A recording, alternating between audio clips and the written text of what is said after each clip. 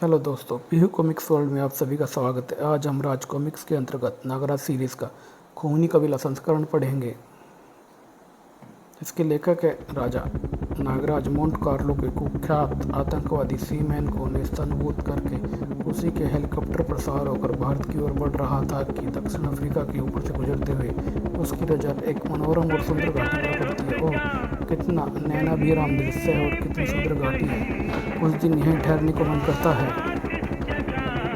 नागराज अभी यह सोच ही रहा था कि उसकी निगाह नीचे की तरफ पड़ती है। पर यह क्या? वह देखता है वहाँ कुछ पहरेदार कुछ आदमियों को घेरे खड़े थे। कैप्टन, यह हेलीकॉप्टर किसका मंडरा रहा है ऊपर? उसे छोड़ो, पहले इन्हें शूट करो। Okay captain. तीनों सैनिकों ने अपनी बंदूकें काले कैदियों पर तान दी, किंतु इससे पहले कि वे फायर करते उन्हें रुक जाना पड़ा। ठहरो, लगता है यह हेलीकॉप्टर नीचे आ रहा है। पता करो किसका है यह हेलीकॉप्टर। देखते ही देखते हेलीकॉप्टर ज़मीन पर उतर गया और नागराज हेलीकॉप्टर से बाहर निकला। क्या बात है दोस्तों, कौन लोगों का खून बहाना चाहते हो? तुमसे मतलब, और तुम हो कौन यह सवाल पूछने वाले? कैप्टन फिर गरजा। और जानते हो जनरल टमटा के राज में किसी काले की सरकारी काम में दखल देने की क्या सज़ा है? इसकी सज़ाए मौत है। शांत हो जाओ दोस्त। मेरा नाम नागराज है और इंसानियत पर हमला करने वाले हर सवाल से मेरा मतलब है। किस जुर्म के लिए इन्हें सज़ा की मौत मिली हुई है?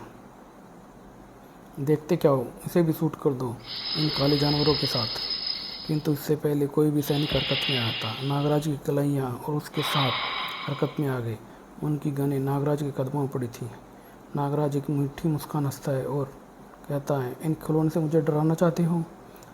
इतना सुनते ही जनरल ने उस पर गोलियां बरसा दी। मैं जिंदा नहीं छोड़ूंगा।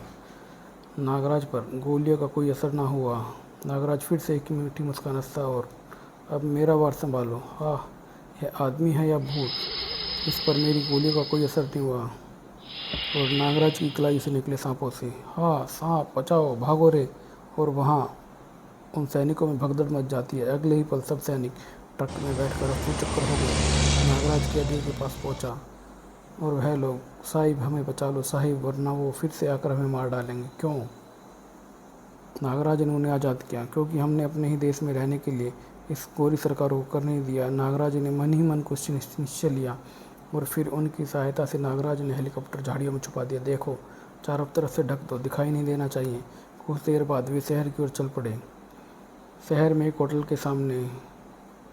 नागराज, मेरी बात मानो, मेरे घर चलो। यह होटल केवल गोरों के लिए। सोगा, मुझे कोई नहीं रोक सकता। नागराज और सुगा उस होटल में प्रवेश करते हैं। दरबान ने उन्हें रोका। अरे, कहाँ घुसे जा रहे हो? कहा ना, तुम लोग यहाँ नहीं ठहर सकते। नागराज, जिद ना करो वरना मारे जाओगे। मैंने कहा ना, मैं यहीं रहूँगा, तुम बाहर जाओ। इतना कहकर उसने उस बंदे को एक जोरदार घुसा मारा और वह कांच तोड़ता हुआ गिरा। बाहर पुलिस खड़ी थी। सार्जेंट अंदर आया। क्या लफड़ा है यहाँ? सर, यह काला होटल में रहने की जिद कर रहा है। ओह, काला कल्लू। सिपाहियों, पकड़ लो इसे और मार मार कर दिमाग ठिकाने लगा दो। सिपाही डंडे लेकर आगे बढ़े, किंतु उनका नागराज पर कोई असर न हुआ और वो सभी टूट गए। मारो इस कल्लू को। सैनिक, यह बंदा लगता है स्नेक फाइटर है। और नागराज ने कुछ ही पलों में उन सभी को धराशायी करके धूल चटा दी। बस, अब तुम अपना हाथ चालू कर लो वरना मैं तुम्हें शूट कर दूंगा। इससे पहले वह नागराज को शूट करता, नागराज के एक हाथ से निकले सांप ने उसकी गर्दन को दबोच लिया। सुगा वहाँ से निकलते हुए उस सैनिक पर मजाक में बोलता है, हाय कल्लू। नागराज को होटल से बाहर जाता देख, क्या हुआ दोस्त, क्या अब तुम यहाँ नहीं ठहरोगे? नहीं सुगा, ऐसे घृणित लोगों के बीच मैं नहीं रह सकता। मैं तुम्हारे घर चल रहा हूँ। सुगा खुशी खुशी नागराज को शहर से बाहर पुरानी बस्ती में बने अपने घर ले गया। नागराज, माँ तुम्हें देखकर बहुत खुश होगी। देखो माँ, कौन आया है। कौन? सुगा, मुझे पता था बेटा तू जरूर आएगा। दुनिया चाहे कुछ भी कहे, मेरा लाल अपनी माँ को अकेला छोड़कर कहीं नहीं जा सकता। हाँ माँ, मैं तुझे छोड़कर कहीं नहीं जा सकता। माँ, मेरे दोस्त नागराज से मिलो, इसने ही मुझे गोरी सैनिकों से बचाया है।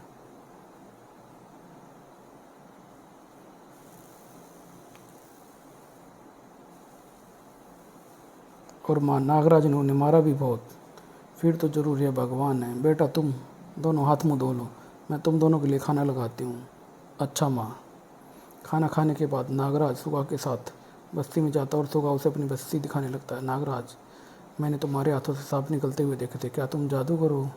नहीं दोस्त, तुमने सपना देखा होगा।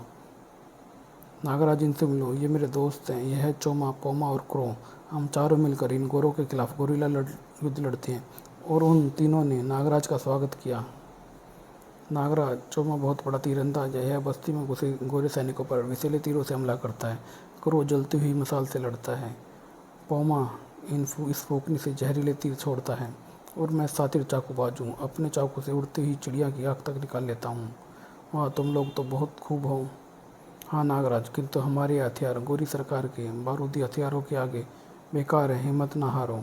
मैं पढ़ लेता हूँ, तुम्हें और तुम्हारी जाति को इस जुल्मी सरकार से आज़ाद करा कर ही जाऊँगा। नागराज जिंदाबाद। नहीं रुको दोस्तों, नागराज मेरे ख्याल से अब तुम्हें यहाँ से निकल जाना चाहिए। क्यों दोस्त?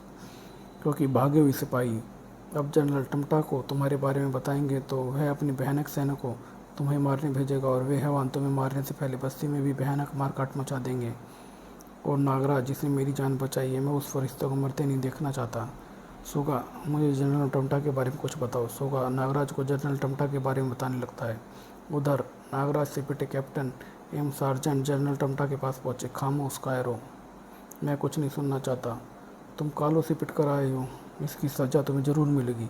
सर हमें माफ़ कर दीजिए सर, रहम। और वे दोनों उसके आगे गिड़गिड़ाने लगे। जनरल टमटा ने एक बटन दबाया, फलस्वरूप हाल की बाई तरफ की दीवार हट गई और फिर उसने एक विशेष अंदाज में सीटी बजाई। दीवार के पीछे मौजूद 4 बड़े गिद्ध जनरल टमटा की विशेष सीटी की आवाज़ सुनकर हॉल में आ गए। जनरल टमटा ने फिर से सीटी बजाई और गिद्ध सार्जेंट एंड कैप्टन पर टूट पड़े। नहीं सर, बचाओ, हमें बचाओ। कुछ ही देर में चारों भूखे गिद्ध सार्जेंट और कैप्टन को मारकर चट कर खा गए थे। साफ कराओ इसे और खूनी कबीले के सरदार टांगों को यहाँ भेजो। और जनरल टमटा की सीटी बजाते ही गिद्ध वापस अंदर चले गए। थोड़ी देर बाद, आपने मुझे बुलाया सर? हाँ टांगो, बहुत दिनों से हम तुम्हारे कबीले को काले लोगों का गोश्त खिला रहे हैं। ये तो आपकी मेहरबानी है सर, लेकिन आज तुम्हें कुछ करके दिखाना होगा। आप आज्ञा दें, हमारा कबीला आपके लिए कुछ भी कर सकता है सर, हमें तुमसे यही आशा थी टांगो। फिर जनरल टमटा ने टांगो को नागराज के विषय में सब बता दिया। ठीक है सर, मैं सब समझ गया। मैं अपने जुड़ा हुआ भाई कांगो को अभी भेजता हूँ उसका गोश्त खाने को। अब तुम जा सकते हो। फिर टांगो वहाँ से चल पड़ा। कुछ ही देर में खूनी कबीले का काफिला टांगो के जुड़ा भाई कांगो के नेतृत्व में नागराज की तलाश में निकल पड़ा। हम उसे कच्चा चबा जाएंगे, खून पी जाएंगे उसका। पुरानी बस्ती में पहुँचते ही खूनी कबीले ने उत्पात मचाना शुरू कर दिया। मेरे बच्चों को छोड़ दो, मार डालो। और वहाँ एक भगदड़ मच गई। खा जाओ इन सब काले जानवरों को, सबको खा जाएंगे। बताओ नागराज कहाँ है? उनमें से एक वहाँ से बचकर भागता हुआ, नागराज, नागराज बचाओ, तुम्हारी तलाश में। खूनी कबीले वालों ने बस्ती पर हमला बोल दिया है। नागराज उस समय बस्ती वालों द्वारा आयोजित स्वागत समारोह में खुशी मना रहा था। क्या, कहाँ, किधर? और सभी अचंभित रह जाते हैं। नागराज तुरंत खड़ा हो गया। सोगा, चलो, हमें उन्हें रोकना है। चलो नागराज, हम तैयार हैं। पोमा ने अपनी फूकनी, चोमा ने धनुष बाण और करो ने साल और सोगा ने अपनी चाकू संभाल ली और कबीले के लोगों पर हमला बोल दिया।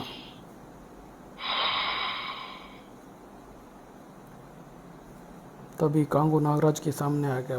बस बहुत हुआ नागराज, अब मैं तुम्हें अपना आहार बनाऊंगा। यह तो वक्त ही बताएगा कि मैं तेरा आहार बनता हूँ या तुम यमराज का आहार बनोगे। नागराज ने कांगो पर छलांग लगाई, किंतु बलिष्ठ कांगो का उस पर कोई असर न हुआ। कांगो ने उसे दूर उछाल दिया। तभी खूनी कबीले के जंगली नागराज को घेर लिया, लेकिन नागराज फुर्ती से उनके बीच से निकलता हुआ बाहर आ गया। तभी कांगो ने अपनी बलिष्ठ भुजाओं में नागराज को कस लिया और एक भयानक मुस्कान हंसते हुए, तुम्हें कोई नहीं बचा सकता नागराज। और उसने नागराज की गर्दन में अपने बड़े बड़े दांत गड़ा दिए। नागराज एक दर्द भरी आहट से चिल्लाया, किंतु वह बदनसीब नहीं जानता था कि नागराज के शरीर में हजारों विषों का सांपों का विष है। फलस्वरूप उसका शरीर मोम की तरह पिघलता हुआ ढेर हो गया। अपने सेनानायक को मरता देख खूनी कबीले के जंगलियों के होश उठ गए। अरे कांगो मर गया, भागो। और उन सभी में भगदड़ मच जाती, हमारा सरदार मारा गया। नागराज ने कांगो को मार दिया। खूनी कबीले के जंगलियों के भागते ही बस्ती वालों ने नागराज को कंधों पर उठा लिया और नाचने लगे। आए रे आए नागराज बचाने आया, नागराज नागराज। इधर खूनी कबीले में कोहराम मचा हुआ था। सरदार सरदार गजब हो गया सरदार। अरे हुआ क्या है, कुछ बोलोगे भी? सरदार, आपके भाई कांगो को नागराज ने मार दिया। अपने बलवान भाई की मौत की खबर सुनकर टांगो उछल पड़ा। क्या महाबली कांगो को मारा गया? कहाँ, किधर, कैसे?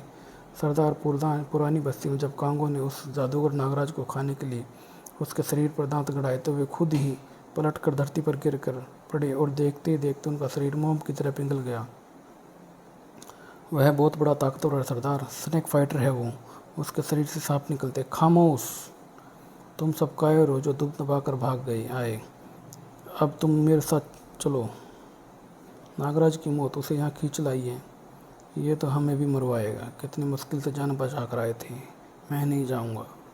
मत जा सरदार, तुझे यहीं कच्चा भून कर खा जाएंगे। वे सभी आपस में सलाह मशवरा करते हैं। सरदार, टांगों कर जा, हमारे लिए खून लाओ, गरम गरम खून। जंगली 2 बाल्टी खून ले आए, आज हजारों लोगों का खून बहेगा। सरदार बहुत गुस्से में है। दूसरा उसे बोलता है, धीरे बोल वरना तेरी खैर नहीं। वह दोनों बाल्टी खून चट कर गया। आह, मज़ा आ गया। चलो पुरानी बस्ती, और जो मिले उसका फिर खून पी लेना। खूनी कबीले के जंगली फिर अपने सरदार टांगों के पीछे पुरानी बस्ती की तरफ चल पड़ते हैं और एक भयानक हल्ला मचाते हैं। जिंगा लाला हुर हुर। दूसरी तरफ नागराज भी बस्ती वालों को खूनी कबीले से लड़ने के लिए तैयार कर रहा था। खूनी कबीले के नज़र आते ही हम सब उन पर भालों से हमला करेंगे, अपने तीरों से और पैनों को रोचोमा। थोड़ी देर बाद वातावरण खूनी कबीले की भयंकर दहाड़ों से गूंजने लगा। सभी खून खून चिल्ला रहे थे, मारो। खूनी कबीले पर फेंके गए भाले कुछ तो लपक कर तोड़ दिए गए, कुछ टांगों के मुख से निकलती आग में भस्म हो गए। आहा हा, झिंगा लाला। टांगो एक जहरीली मुस्कान हंसता है। अब चूहे पंजा मारना सीख रहे हैं। फिर खूनी कबीले ने वहाँ भयंकर मारकाट मचा दी और उन सभी में भगदड़ मच गई। वह सभी को पकड़कर उनका गर्म खून पी रहा था। आगे बढ़ो, ख़त्म कर दो सबको। टूट पड़ो साथियों, हम इन्हें मार भगाएंगे। वहाँ उन सभी में एक भयंकर जंग छिड़ जाती है। नागराज खूनी कबीले के लोगों पर सांपों से प्रहार कर रहा था तो उधर टांगो अपने मुंह से निकलती हुई आग से काले लोगों पर प्रहार कर रहा था। बाप रे, इसके मुंह से तो आग निकल रही है। क्रो ने जलती हुई मसाल दुश्मनों पर फेंकी। मार डालूंगा सबको। चोमा ने कबीले पर विषैले बाण और अग्नि बाणों से वर्षा की। सुगा के स्टिक निशानों ने भी कई जंगलियों को यमपुरी पहुंचा दिया।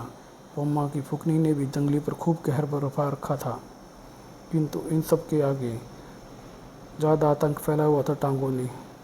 इस तरह तो यह अकेला ही सबको ख़त्म कर देगा, मुझे कुछ करना चाहिए। नागराज ने टांगों पर नागरसी छोड़ी, किंतु टांगों ने बेहिचकी उस नागराज के नागों को मुंह में दबाकर चबा डाला और एक तरफ थूक दिया। नागराज ने पैतरा बदला और एक नाग फिर से छोड़ा, किंतु नाग टांगों के मुंह से निकलती हुई आग में बुरी तरह झुलस कर बीच में गिर पड़ा। मुझे जहरीली फुकार से काम लेना चाहिए। नागराज ने टांगों पर जहरीली फुकार छोड़ी, किंतु टांगों के मुंह से निकलती हुई आग ने उसे भी निष्कर्ष कर दिया। अपने सब वार विफल तो दे देख नागराज हवा में उछला और अपने दोनों पैरों को जोड़कर एक ताकतवर टक्कर उसने टांगों के सीने पर जड़ दी। टांगों के गिरते ही नागराज को जंगलियों ने घेर लिया। पकड़ लो इसे और खूब मारो। और वह फिर से एक भयानक हल्ला मचाने लगे। नागराज शीघ्र ही संभल गया और जंगलियों पर टूट पड़ा और उसने उन छोटे मोटे सभी जंगलियों को मिनटों में ही ठिकाने लगा दिया। देखते ही देखते नागराज को घेरे हुए सभी जंगली धराशायी हो गए। ओह, मार डाला इसने, मैंने पहले ही मना किया था यहाँ आने से। हाय, मैं तो अब उठ भी नहीं सकूँगा। अपने साथियों की दुर्गति देखकर क्रोधित टांगों ने नागराज पर झपटा। अगर तेरे शरीर से नाग निकलते हैं तो मेरे मुंह से आग निकलती है नागराज, मैं तुझे भस्म कर दूंगा। नागराज उसके मुंह से निकलती हुई आग से झुलस गया और टांगो एक भयानक जहरीली मुस्कान हंसता हुआ, नागराज की औलाद, नाग की औलाद। नागराज, बड़ी भीषण गर्मी है, मुझे इससे बचना होगा। उधर सुगा अपनी तरफ बड़े जंगलियों पर निरंतर चाकू बरसा रहा था। नागराज कहीं नज़र नहीं आ रहा, तभी एक पत्थर उसके हाथ पर आकर लगता है और सुगा का चाकू गिर जाता है। मौके का फ़ायदा उठाकर जंगलियों ने उस पर हमला कर दिया। इसे बंदी बना लो, ले चलो इसे कबीले में। टांगों ने पोमा वाले पेड़ पर अपने मुंह से आग की फुकार मारी और उस पेड़ को आग में जला दिया। फलस्वरूप पोमा नीचे आ पड़ा। पकड़ लो इसे, बांध कर कबीले ले चलो, देवता को इसकी बलि चढ़ाएंगे। जंगलियों ने उसे बंदी बना लिया और एक फिर से भयंकर हल्ला मचाया। इस तरह चोमा का धनुष भी एक तेज हथियार ने काट दिया और वह भी बंदी बना लिया गया। तभी जंगलियों ने बस्ती में आग लगा दी और वहाँ उन लोगों में ज़बरदस्त भगदड़ मच गई। सभी बचाओ बचाओ चिल्लाने लगे। महताबहीन बस्ती वालों में भगदड़ मच गई तो ये बचाने के लिए बस्ती छोड़कर भागने लगे। भागो वरना सब मारे जाएंगे। उधर टांगो बस्ती के बचे कुछ लोगों पर कहर बरपा रहा था। सरदार नागराज यहीं कहीं नहीं दिख रहा है, लगता है वह भाग गया। भागेगा कहाँ? अपने आदमी चारों तरफ फैला दो, सुबह होते ही पकड़ा जाएगा। टांगो उन लोगों का गुर्दा फेफड़ा निकाल कर खा रहा था। चलो साथियों, सब कैदियों को लेकर कबीले वापस चलो। तबाही और बर्बादी मचाकर खूनी कबीले के जंगली लोग बस्ती वालों को कैदी बनाकर ले गए। नागराज नागराज तुम कहाँ हो? बचे हुए लोग पक्षी ला रहे थे। इधर नागराज टांगों की आग से घायल भागता हुआ लाशों के बीच गिर पड़ा था और बेहोश हो गया था। तभी वहाँ महात्मा गोरखनाथ प्रकट हुए और उन्होंने कहा, उठो नागराज। नागराज दर्द से कराता हुआ, जागो मत बाबा, आप चिंता मत करो। नागराज, ऑपरेशन द्वारा तुम्हारे मस्तिष्क में मैंने जिस शक्ति का संचार किया था वह इतनी आसानी से नष्ट नहीं हो सकती है। लेकिन बाबा, उसके मुंह से तो आग निकलती है, अन्यथा आग भी तुम्हारा कुछ नहीं बिगाड़ सकती नागराज, बल्कि धधकते हुए ज्वालामुखी भी तुम्हें कोई क्षति नहीं पहुंचा सकेंगे। वो कैसे बाबा? इसके लिए तुम्हें कोबरा घाटी जाना होगा। वहाँ महर्षि ज्वालानाथ जी रहते हैं। इस मुसीबत से वही तुम्हें बाहर निकाल सकते हैं। लेकिन बाबा, ये कोबरा घाटी है कहाँ? कोबरा घाटी दक्षिण दिशा में है, 500 मील दूर एक टापू पर स्थित एक ज्वालामुखी के अंदर। इस घाटी में नाग ही नाग है। कोबरा इन नागों का राजा है जो दिन रात ज्वालानाथ जी की सेवा में मगन रहता है। परंतु बाबा, मैं उस टापू पर कैसे पहुंचूंगा? नागराज, उस ज्वालामुखी के पास 5 और ज्वालामुखी हैं जिनमें से हर समय लावा निकलता रहता है। केवल वही एक ऐसी ज्वालामुखी है जो शांत है, वह भी महर्षि के निवास के कारण, और यही उस टापू की पहचान है। मैं वहाँ अवश्य जाऊँगा बाबा। मानवता की रक्षा के लिए मैं कुछ भी कर सकता हूँ। मुझे तुमसे यही आशा थी नागराज। अच्छा अलविदा, फिर मिलेंगे। बाबा का अदृश्य होते ही मुझे कोबरा घाटी जाने के लिए किसी तरह अपने हेलीकॉप्टर तक पहुंचना होगा। अभी वह आगे बढ़ा ही था कि नागराज, कौन? क्रो? नागराज, हम लुट गए, तब आओ गए। नागराज, उन्हें बचा लो वरना वे उनकी बलि चढ़ा देंगे। हाँ क्रो, हम उन्हें ज़रूर बचाएंगे, किंतु उसके लिए पहले मुझे कोबरा घाटी जाना होगा। तुम किसी तरह मुझे हेलीकॉप्टर तक पहुंचा दो। फिर नागराज ने क्रो को कोबरा घाटी के बारे में सब बता दिया। क्रो ने बस्ती से एक बैलगाड़ी निकाली और नागराज को लेकर नदी किनारे हेलीकॉप्टर की तरफ चल पड़ा। जल्दी आना नागराज, वरना सब खत्म हो जाएगा। नागराज फिर वहाँ से उड़ चला कोबरा घाटी की तरफ। मेरा इंतज़ार करना क्रो, मैं जल्दी आ जाऊँगा। क्या नागराज महर्षि ज्वालानाथ से मिल सका? क्या नागराज खूनी कबीले की कैद से पोमा, चोमा और सुगा को बचा कर ला सका? क्या नागराज टांगों की आग पर काबू पा सका? क्या अफ्रीका की भोली जनता को जनरल टमटा के कुशासन से बचा सका? इन सभी प्रश्नों का हल जानने के लिए पढ़े नागराज सीरीज़ का अगला भाग, कोबरा घाटी। धन्यवाद दोस्तों।